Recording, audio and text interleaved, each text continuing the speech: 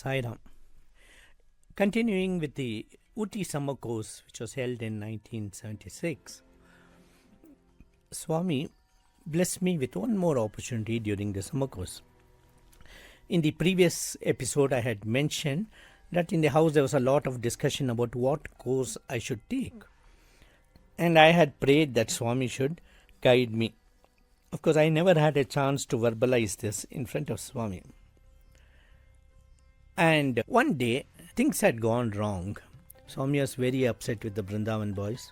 He was not looking at us, not looking in our direction at all. And he was giving more and more chances to the others who were there, making us feel even more bad. And it was an evening session. In the evening, the public would be allowed inside, and there would be a talk by an elder and a discourse by Swami. And Mr. Sohan Lal, who was the state president of Delhi, was the speaker. A fine gentleman, must be about 5 feet only, short, but very powerful person. He was speaking, and he was saying, how lucky all of you are.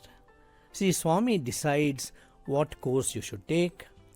Swami decides what job you should take. Swami also decides who should be your life partner. And everything is decided by Swami for you. You're the luckiest people. Okay. And at that moment, it looked so ironical for me. Because now here was Swami not even looking at us. This is a crucial point for me because I had to apply for the degree course and Swami was not saying anything. And this man was saying like this. I was just about 3 feet in front of Swami in the bhajan group. And without my volition, suddenly I laughed. Like that I laughed. And Swami, who had not looked at us for 1 week, at that time with his laser vision, he looked at me. And I knew that my time was over. I went to the hostel after the evening function, packed all my luggage and kept it ready because I thought Swami will send word to the warden. The warden will simply ask me, Ravi Kumar, would you like to go by the 7 o'clock bus or the 7:30 bus? That's all the extent of choice. The warden came to our room and he inquired about the talks that day and about how was the food and all that. His eyes passed over me and he did not say anything. So I realized that I had just escaped. Of course, anytime the disaster can come. But for today, I'm alive. That's what I thought. And then that day night, as I was sleeping, I had a dream. In that dream, I'm asking Swami, what should I do next? And Swami says, do whatever will help you to do MSc later. So immediately, engineering goes out to the window, CA goes out to the window, MBBS goes out to the window, and B.Sc is the only course which will lead you to MSc. And B.Sc is there in Brindavan. So I'm telling Swami, B.Sc? Swami says, yes, take up B.Sc and do. So immediately I sent a telegram to my father and he was extremely happy. He said, whatever Swami says, just do. Okay, so I wanted to take a Bachelor of Science degree. Now the next was, there were 2 subject combinations we had. One was maths, physics, chemistry, and the other one was chemistry, botany, zoology. You could not escape chemistry anyway. It would be either botany, zoology and chemistry or maths, physics and chemistry. I had already suffered the brunt of taking maths. Maths was a really scary subject for me and I didn't want to take any risk. So MPC was out of the way. What about biosciences? Now this biosciences involved dissections. In those days you had to catch a poor frog, crucify it and then cut it open and then do whatever the teacher tells you to do. I was telling my teacher one day, sir, I find it very strange, sir, this dissection of mine. He said, what is strange? I said, sir, whenever I do the nervous system, the brain is not there in the frog. And whenever I do circulatory system, heart is missing from. Then he said, it is not that it is missing from the frog. Frog had it, but it did not survive your knife. That's what he said. So I had a classmate by name Sundar Rajan, who later on became a doctor. He said, Ravi Kumar, even if you take BA literature, doesn't matter. Don't you ever take biosciences. Because, you might think of becoming a doctor. The poor frog does not complain. But it's not true with human beings. Human beings will go to the Supreme Court and you'll be in jail. So don't take biosciences. So what to do? Time was running out. And I asked Swami, what should I take? Swami said, maths tisko. That means maths, physics, chemistry. So without batting an eyelid, I took maths. Because I told myself, see, Swami has asked me to take. And if I struggle, he will have to struggle. So therefore, I am taking maths. Okay. So after that, the classes started. And we had tests. Every month we used to have tests.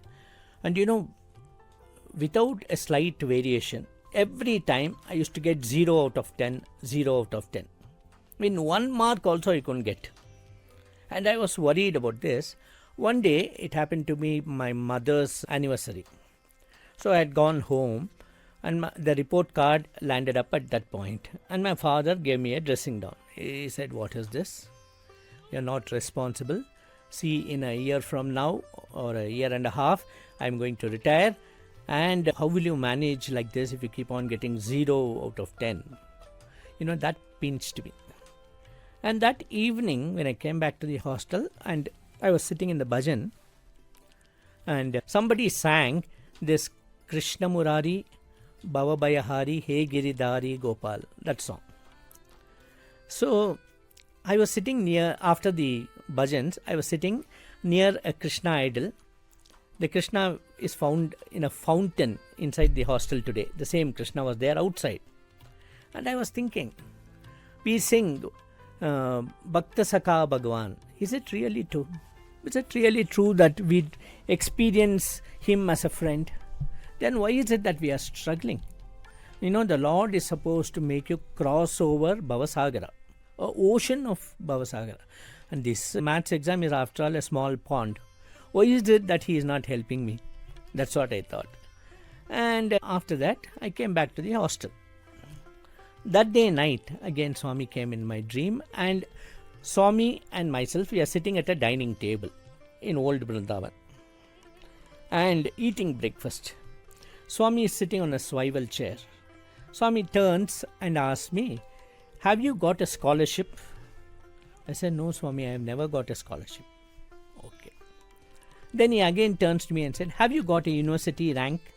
I said, no Swami. I mean, for me, passing was a great feat. Where is university rank?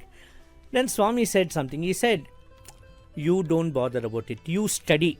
I will take care of the results.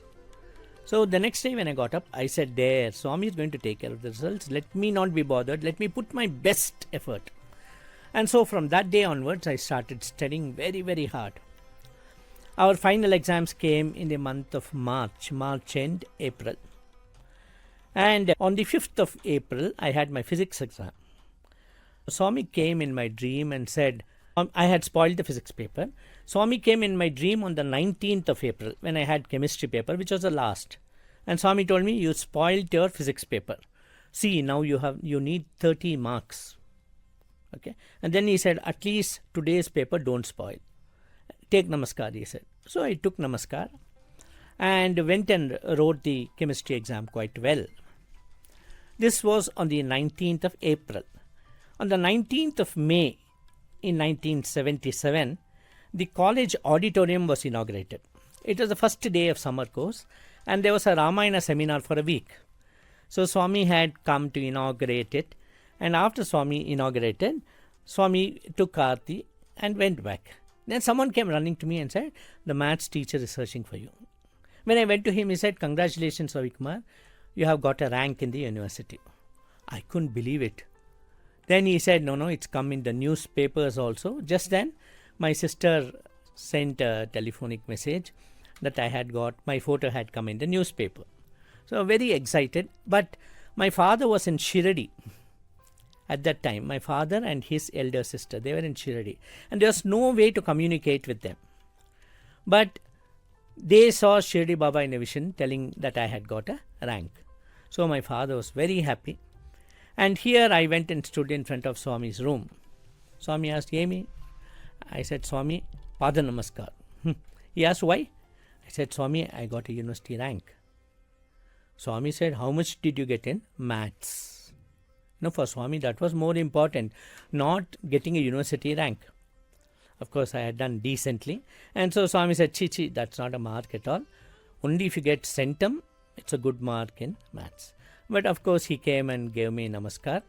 And that day ended. A few months later, I was to present a paper. We used to go for competitions, Sanskrit competitions. I wrote a paper on Kalidasa and the concept of dharma. I presented it in that intercollegiate. I had submitted the paper for that intercollegiate competition and I got a first prize. So they had asked me to come there for the award ceremony and to read out the paper. I asked Swami and Swami said, go. So I took Pada Namaskar and went there. When my turn came, I went and presented my paper. After that, I came and sat down. My neighbor said, that was a wonderful paper you have written. And so we started talking. And then I found that he was the boy who had got the first rank in our course in the Bangalore University. So I asked him, how much did you get? And I found that his marks and my marks, the difference was exactly 30 marks. You see, actually, Swami had told me when I told him that I had, Bangalore University is to declare 10 ranks because it was the biggest university in Asia. So 10 ranks they used to put in the newspapers. I had got the 9th rank. But when I told the Swami said, what is 9th rank? In my opinion, only first rank is a rank. That's what he said. And now what happened? I found that there were 30 marks which I had to get if I had to get the first rank. I remembered Swami telling me, you have spoiled your physics paper, you need 30 more marks. And this is how Swami guides us at every point. He takes care of our studies, he takes care of our jobs, and it is wonderful to be at Swami's lotus feet all the time and enjoy the bliss of his company. Thank you, Sai Ram.